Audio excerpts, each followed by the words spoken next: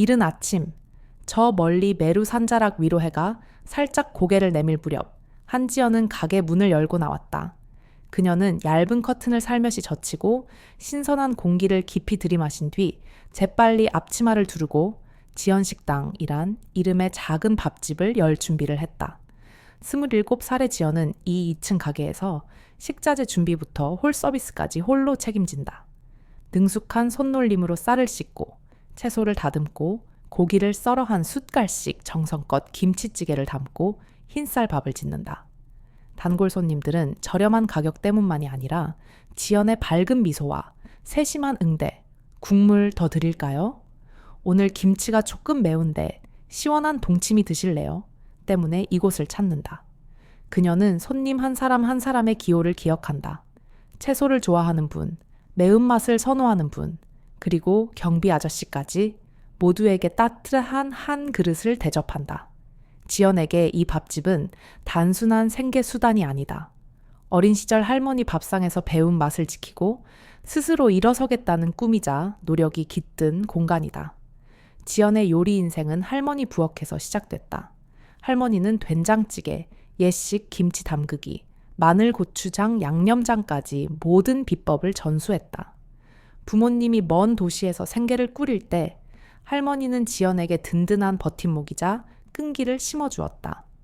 대학 졸업 후 공무원 시험 대신 지연은 모은 돈으로 작은 밥집을 열었다. 친구들은 젊을 때 고생 말라고 했지만 지연은 고생을 해봐야 단맛을 안다고 믿었다. 지금은 3월 중순.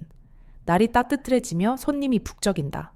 지글지글 볶음 소리, 갓 지은 밥 냄새, 사람들 이야기 소리가 잔잔한 음악처럼 어우러진다.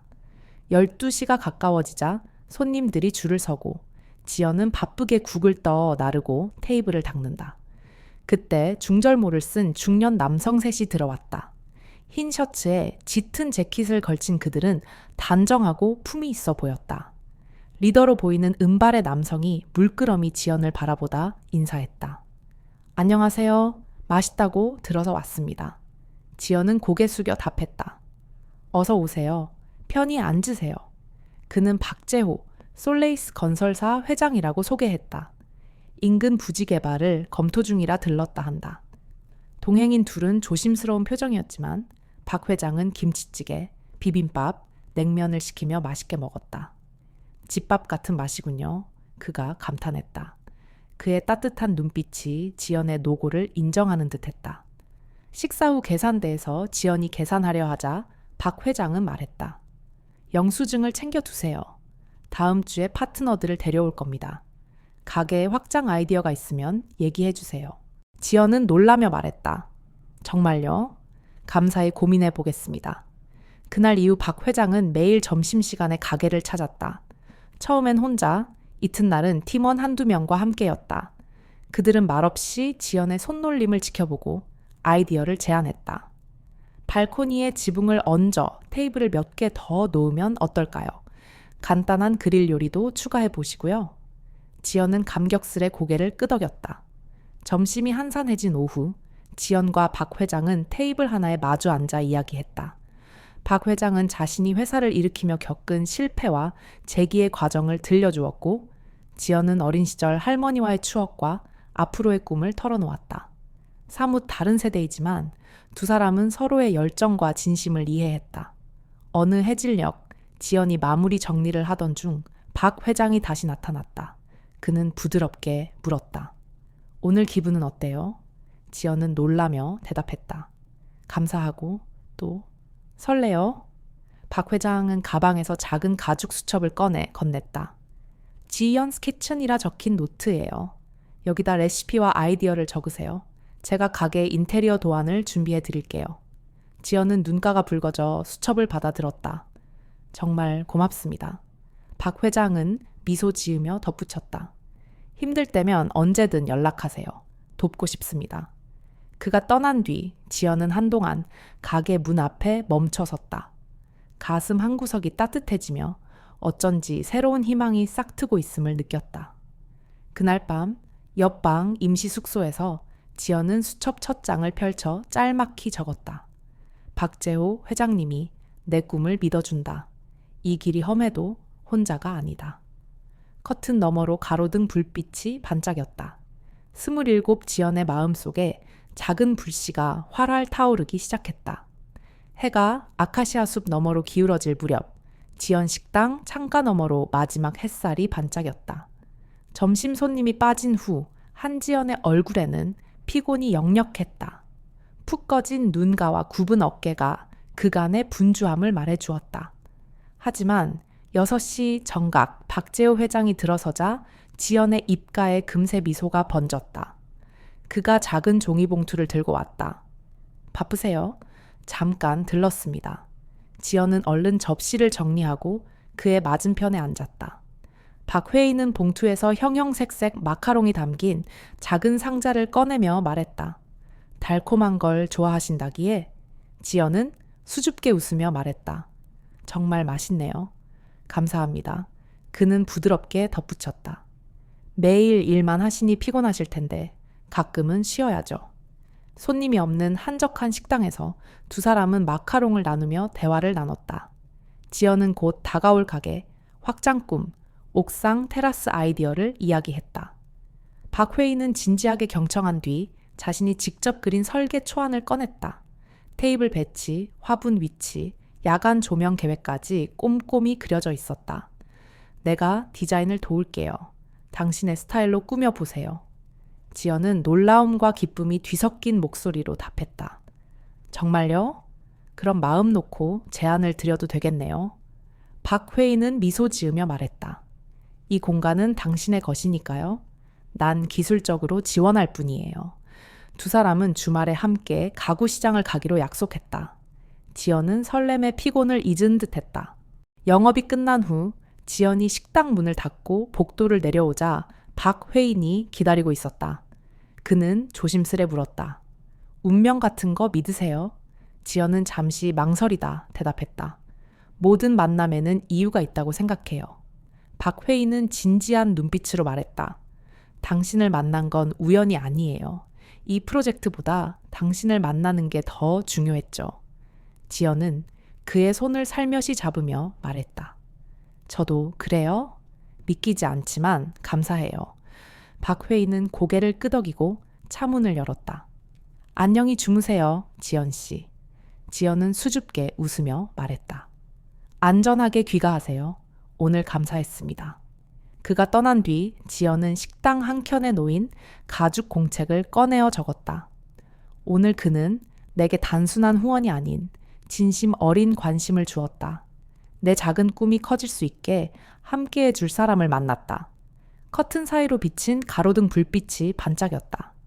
지연은 설렘을 안고 계단을 올라갔다. 내일이면 옥상 테라스 공사가 시작된다. 두 사람의 마음도 새롭게 열리는 밤이었다. 2주 전 옥상 테라스 오픈 이후 지연 식당은 완전히 새로 태어났다. 저녁마다 반짝이는 한지, 등불이 지나가는 이들의 발길을 멈추게 하고 바질 레몬그라스 향이 부드러운 음악과 어우러져 포근한 분위기를 자아낸다. 한지연은 자주 테라스 구석에 앉아 유자차를 홀짝이며 손님들의 즐거운 표정을 관찰한다. 내 공간이 마침내 현실이 된 기쁨이 가슴 가득 퍼진다. 그 기쁨은 박재호 회장이 더 이상 특별 손님에 그치지 않을 때 완전해졌다. 그는 매일 저녁 찾아와 지연과 대화를 나누고 페인트공과 목수를 불러 테라스를 직접 설계 감독했다. 대나무 무늬가 새겨진 나무벽, 둥근 의자, 짙은 녹색 덩굴 화분, 모든 디테일이 그의 섬세한 손길을 담고 있다. 작은 부분 하나하나를 지연의 의견대로 반영하는 그의 태도는 단순한 지원을 넘어 그녀의 아이디어와 개성을 존중한다는 증거였다. 어느 주말 오후 햇살이 나무십 사이로 비칠 때 박 회장은 평소보다 일찍 왔다. 지연이 식탁을 정리하며 물었다. 왜 이렇게 일찍 오셨어요? 그는 미소 지으며 자루 가방을 내밀었다. 오늘은 선물이 있어요. 지연이 가방을 열자 가죽 커버에 지연의 테라스, 지연스 발코니라 쓰인 노트가 들어있었다. 첫 페이지에 그의 필체로 이렇게 적혀 있었다. 이곳에서 느끼는 모든 아이디어와 순간을 기록하세요. 우리의 꿈과 추억이 이곳에 남길 바랍니다. 지연은 감동해 눈가가 촉촉해졌다. 감사해요. 꼭 채워나갈게요. 그 노트는 이후 두 사람 아이디어 회의의 증인이 되었다. 지연은 바람 순환도와 조명 배치도를 그리고 박 회장은 등불 디자인과 전기 배선을 보완했다. 지연이 새로 시도할 양념 목록을 적으면 그는 신뢰할 만한 공급처를 찾아주었다. 지연이 영상 홍보 대본을 요약하면 그는 사진 촬영과 편집 포인트를 제안했다. 일과 사랑이 자연스럽게 어우러졌다. 그러던 어느 날 서울의 유명 프랜차이즈 대표 문응영 씨가 식당을 방문했다. 손님이 늘어난 지연 식당을 눈여겨본 그녀는 제안했다. 서울에 지연의 부엌을 오픈해 보시는 건 어때요? 제 브랜드와 시스템으로 지원해 드릴게요. 지연은 놀라면서도 고민했다.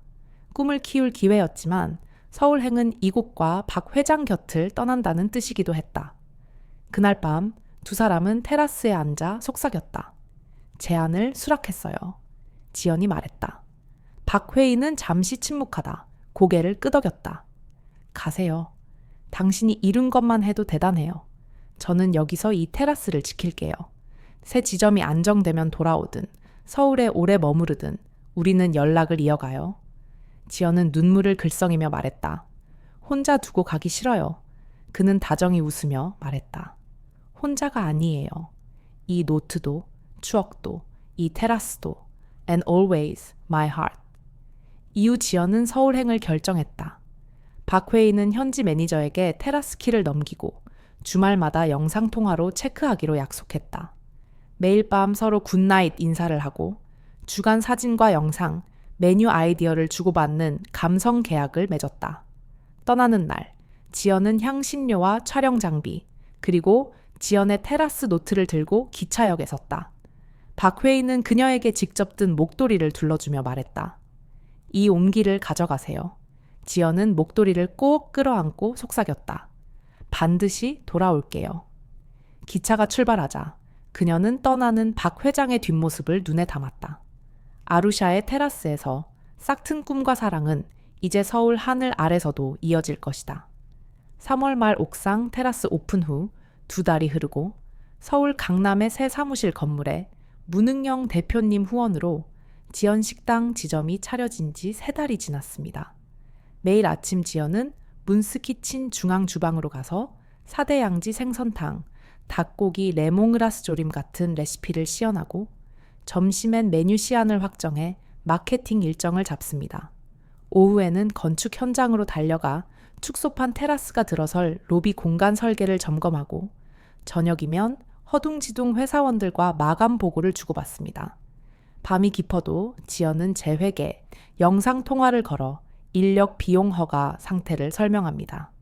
재호는 아루샤 테라스 불빛 아래에서 조용히 듣다 덩굴이 잘 자랐고 흔들의자도 새로 칠했으며 꽃도 곧 필 거야 라고 근황을 전해줍니다. 그런데 뜻밖의 도전이 찾아왔습니다. 재호의 양아버지, 대하건설 창업주이신 박대성 회장 82세. 아무리 아루샤 프로젝트에 수백억 원을 투자했다지만 길거리 분식집 같은 데다 또 투자하느냐며 노발대발한 것입니다. 회장님은 재호를 서울로 불러 한남동 언덕 위 호화 저택거실에 앉히고 호통쳤습니다. 네가 무슨 생각으로 회사 돈을 이런 데다 쓰느냐? 아루샤 프로젝트가 늙은 사장과 젊은 여자의 스캔들로 시끄러운데 이제 와서 기껏해야 쌀국수, 닭볶음집이 뭐가 되겠느냐? 재호는 흔들림 없이 답했습니다. 아버지, 지연식당은 단순 분식집이 아닙니다. 문화융합의 상징이자 대하 프로젝트의 출발점입니다. 손님 재방문율 70% 이상 외신 보도도 시작됐습니다. 박 회장은 여전히 난색을 표하며 말했습니다. 수익이 작은데 대하는 대규모 캐시플로우가 필요하다. 네가 진짜 승부를 보려면 이걸 아시아 글로벌 체인으로 확장할 수 있어야지. 재호는 차트가 담긴 보고서를 폈습니다. 지난 3개월 투자비 1억 5천만 원, 매출 1억 8천만 원, 20% 이익률입니다. 다음 달 강남 역획스에 소규모 지점 2곳을 추가하면 매출 30% 증가를 예상합니다. 박 회장은 차트를 보곤 잠시 침묵하다 고개를 끄덕였습니다. 네, 말이 맞구나. 하지만 난 여전히 걱정된다. 재호는 단호히 말했습니다. 다음 달 손실이 10% 이상 나면 전액 회수하겠습니다. 아버지께서 정원을 가지세요. 박 회장은 한숨을 내쉬더니 뜻밖의 웃으며 말했습니다. 좋다. 한번 해보자. 단, 네가 키운 지연 씨를 대하 본사로 불러라. 해외 파트너들이 한배 음식 융합이 개인 프로젝트가 아닌 회사 전략임을 봐야 하니까. 재호는 고개 숙여 답했습니다. 네, 알겠습니다. 저택을 나서며 재호는 지연에게 영상통화로 전했습니다. 할아버지께서 계속해보라 하셨어. 다음 주 일본 파트너 회의에 지연 씨도 참석해달래. 화면 속 지연은 눈가가 촉촉해져 말했습니다. 정말요? 한복 입고 아루샤 팥떡도 들고 갈게요. 난 네가 믿어. 사랑해. 형형색색 불빛 아래 지하철 소리가 울리는 거리에서 그들은 서로의 미소를 나누었습니다. 디데이를 앞두고 지연과 재호는 프레젠테이션 준비에 매진했습니다. 지연은 직접 슬라이드를 디자인하고 아루샤 테라스 사진과 외국인이 젓가락으로 닭갈비를 집는 영상을 삽입했습니다. 아루샤식 퓨전 매운탕이라는 일본어 메뉴명도 정했습니다. 발표 당일 한강이 내려다 보이는 20층 회의실에 대하 임원과 일본 파트너, 고위 관계자 수십 명이 모였습니다. 불이 꺼지고 첫 슬라이드에 지연의 키친 크로스 대하 코퍼레이션 로고가 떠오르자 박수가 터져 나왔습니다. 지연은 90도 인사 후 당당히 말문을 열었습니다. 존경하는 여러분, 저는 김지연 지연식당 공동 창업자입니다. 오늘은 아루샤의 작은 테라스 코너가 어떻게 한배 음식 문화를 잇고 글로벌 F&B 관광 생태계로 확장되는지 보여드리려 합니다. 그녀의 진솔한 스토리텔링, 분실한 짐, 길거리 분식 한 그릇의 위로, 세대를 잇는 사랑과 비전, 이 회의실은 고요해졌다가 끝내 뜨거운 박수로 화답했습니다. 마지막으로 지연은 이렇게 맺었습니다. 우리는 단순히 밥을 팝니다. 경험을 팝니다. 맛으로 이해하고 마음으로 연결합니다. 3년 내 아시아 10개 도시에 진출할 것이며 대화와 함께라면 반드시 이룰 수 있습니다. 회의실은 또 한 번 폭풍 같은 박수로 흔들렸습니다. 박대성 회장은 자랑스러운 미소를 지었고 일본 대표가 일어나 외쳤습니다. 매우 인상적입니다. 즉시 공동 투자를 제안합니다. 지연은 객석 아래 재호를 보며 눈빛을 교환했습니다. 그 순간 모든 의심과 장벽이 사라졌습니다. 행사장을 나서는 차 안 재호가 지연의 손을 꼭 잡고 말했습니다. 정말 잘했어. 자랑스러워. 지연은 그의 어깨에 머리를 기대며 대답했습니다. 당신 덕분이에요? 아니, 네, 덕분이지. 서울 밤거리 전광판처럼 반짝이는 두 사람의 미소가 미래를 환히 비추었습니다. 도쿄의 오후, 고층 빌딩 창으로 비치는 마지막 햇살이 지연의 키친, X대하, 1호점 간판을 환히 비춥니다. 내부는 따뜻한 원목 바닥에 아기자기한 분재가 길을 따라 놓였고 모던 카페풍의 패브릭 의자는 가정식 밥집의 정취를 유지합니다. 테라스 한쪽에는 손님이 도심 풍경을 즐길 수 있도록 라탄 의자 2개와 작은 나무 테이블이 준비되어 있습니다. 일본인, 서양인, 한국인 손님들이 줄을 서서 입장 대기합니다.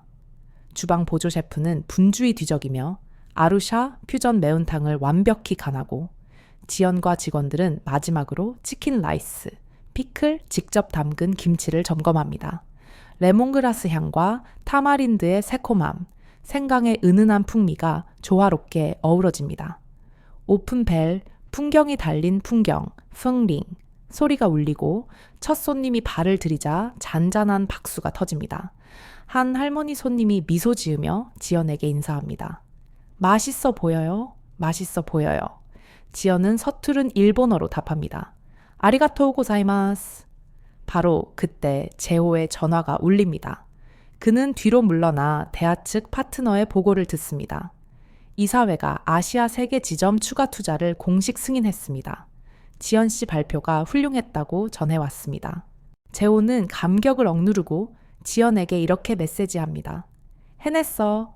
그는 가게로 돌아와 지연을 살짝 끌어안고 속삭입니다. 이제 시작이야, 사랑. 지연은 반짝이는 눈으로 답합니다. 아루샤 테라스에서 도쿄까지 우리의 꿈이 현실이 되었어요. 손님은 점점 늘어납니다. 유럽 관광객 무리는 치킨 라이스와 피클을 찍어 사진을 남기고 아루샤 팥떡도 추가 주문하며 감탄합니다. 새콤달콤이 절묘해요. 맛있어. 맛있어. 계산대 근처 직원은 조심스레 영상통화를 겁니다. 엄마, 나 도쿄에 있어요. 줄 서 있는 거 보세요. 한국의 어머니는 눈시울을 붉히며 답합니다. 정말 자랑스럽구나. 저녁이 되자 가게 불빛이 더욱 포근히 빛납니다. 재호와 지연은 큰 창가에 서서 사람들을 지켜봅니다. 재호가 손을 얹고 말합니다. 처음 아루샤 테라스에 갔을 때가 생각나. 지연은 그의 어깨에 머리를 기댑니다. 어디든 당신과 함께라면 돼요. 나머진 당신이 책임져요. 잔잔한 가게 소음 속에서 그들의 딸, 처사이의 울음소리가 들려옵니다. 할머니 손님이 부탁합니다. 아기 좀 안아봐도 될까요? 지연은 고개를 끄덕이며 아기를 건넵니다. 아기는 호기심 어린 눈으로 할머니를 바라보다 깔깔 웃습니다. 카와이, 귀여워요. 그 순간 문화와 세대를 잇는 가족의 온기가 공간에 가득 찹니다. 밤이 깊어가게 문이 닫히자 재호와 지연은 함께 정리하며 대화를 나눕니다. 피곤해? 지연은 고개를 흔듭니다. 다리는 아프지만 마음은 정말 행복해요. 재호는 주머니에서 반지를 꺼내 그녀의 손가락에 살포시 끼웁니다. 모든 것에 고마워. 앞으로도 우리 함께야.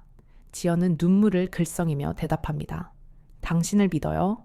어떤 미래가 와도 우리 가족을 선택할게요. 빗방울이 남은 보도 위 넌사인이 반짝이고 내부에는 꺼지지 않는 두 사람의 온기가 흐릅니다. 도쿄 변두리 작은 가게, 지연의 키친다하는 이렇게 사랑과 꿈으로 완성된 여정의 마지막 장을 장식합니다.